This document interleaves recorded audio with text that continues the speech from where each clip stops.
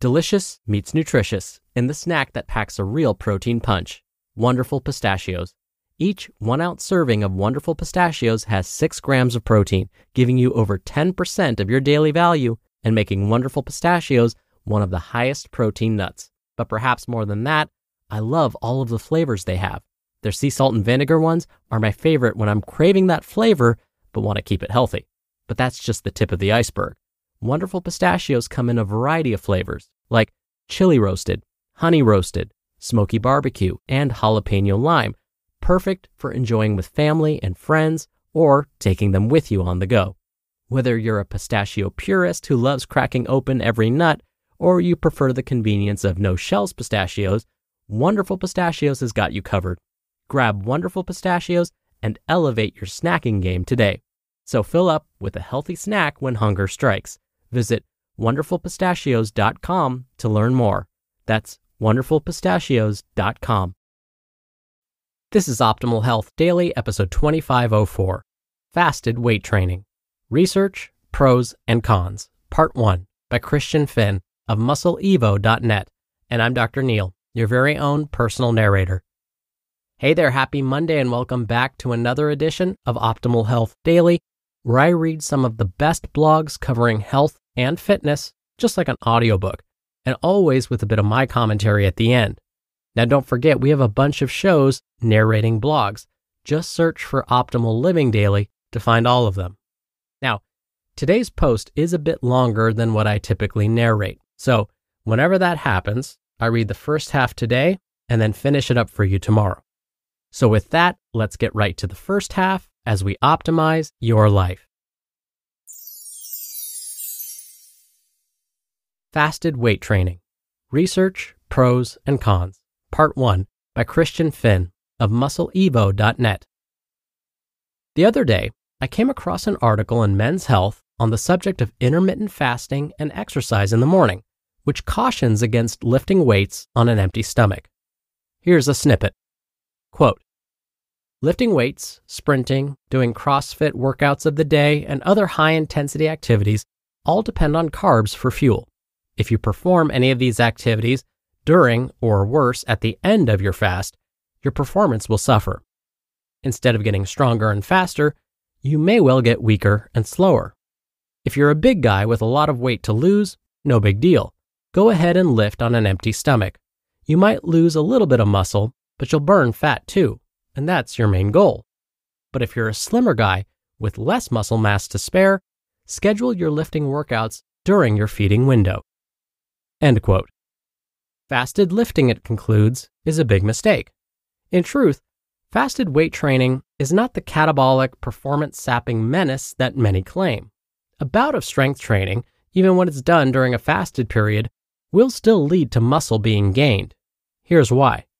For one, your body has the ability to store plenty of carbohydrate, which can be used to fuel high-intensity exercise such as high-intensity interval training, or HIIT, or resistance training.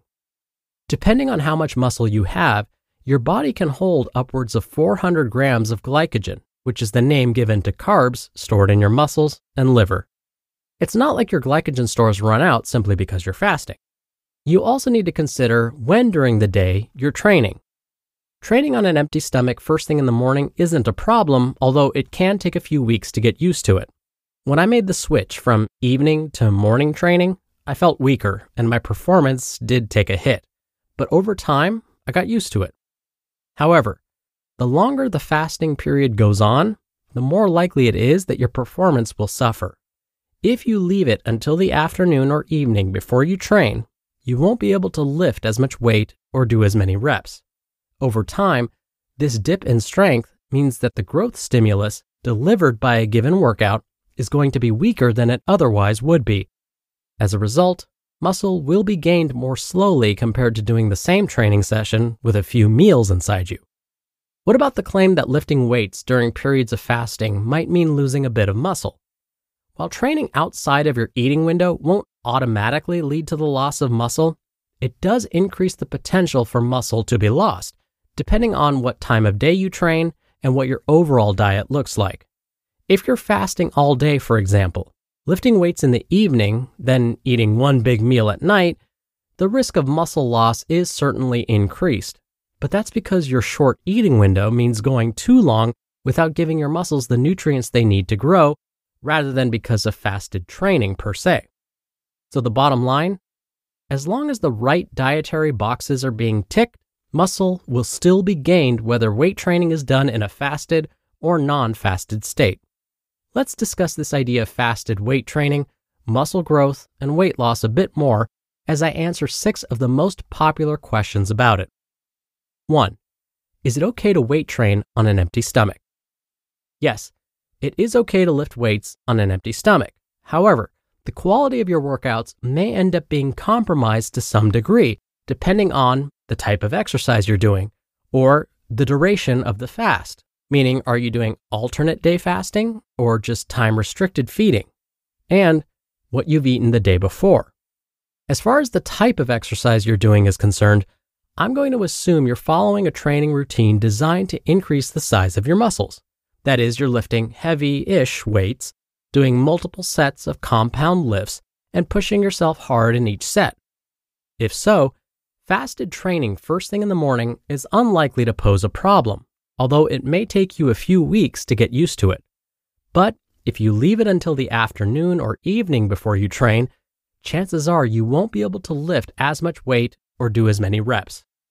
In one study, leaving several hours between waking up and lifting weights had the effect of reducing repetition strength, or the number of reps you're able to do with a given weight, by 15% in the squat and 6% in the bench press. Over time, this dip in strength will mean that muscle gains happen more slowly compared to doing the same workout with a few meals inside you. I can usually make it through until the early afternoon without eating anything. After that, I start to get hungry, tired, and lightheaded.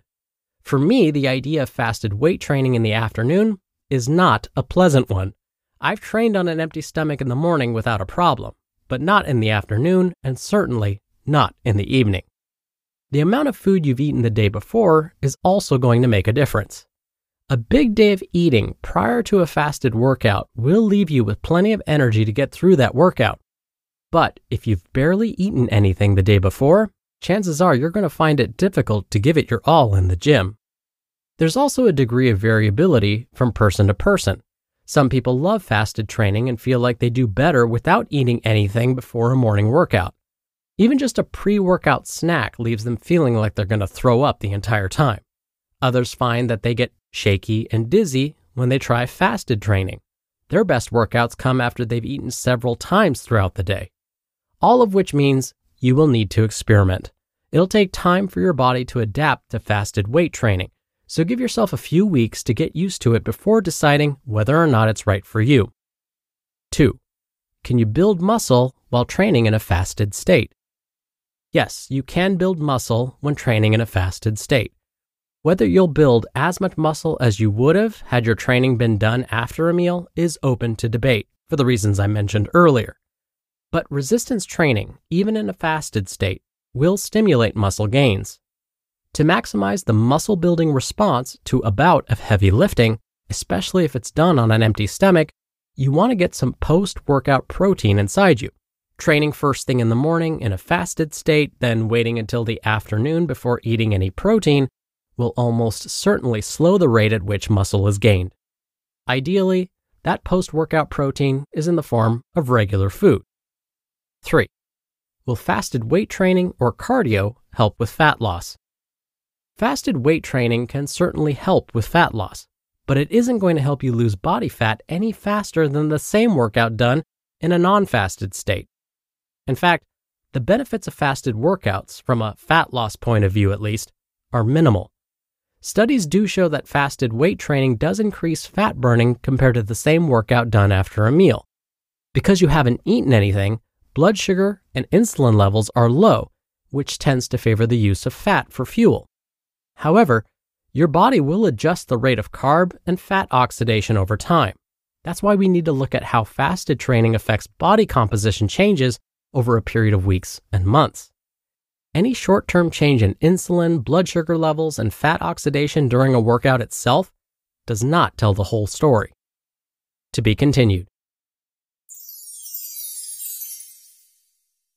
You just listened to part 1 of the post titled Fasted Weight Training, Research, Pros, and Cons by Christian Finn of muscleevo.net, and I'll be right back with my commentary. Dr. Neal here for my commentary. So far, what we've learned in part 1 of Christian's post is that working out in a fasted state may not be a miracle muscle builder or a miracle fat burner. We really need to consider 2 main things. 1, our overall diet quality, not just the quality of our diets on the days we work out, but instead what we eat most days. And 2, we need to see what works best for us. Christian mentioned that for some, eating before a workout makes them feel sick. That's me for sure. For others, if they don't eat soon before a workout, they feel weak and dizzy. This is where experimenting and finding what works for you is so important. Now, if I go ahead and continue discussing this topic, I'll probably start getting into what Christian is going to discuss in part 2 of the episode, so I better stop now. Thank you so much for listening every day. Thank you for sharing this show with someone else. I'll be back here tomorrow to finish up this post, so I'll see you there where your optimal life awaits.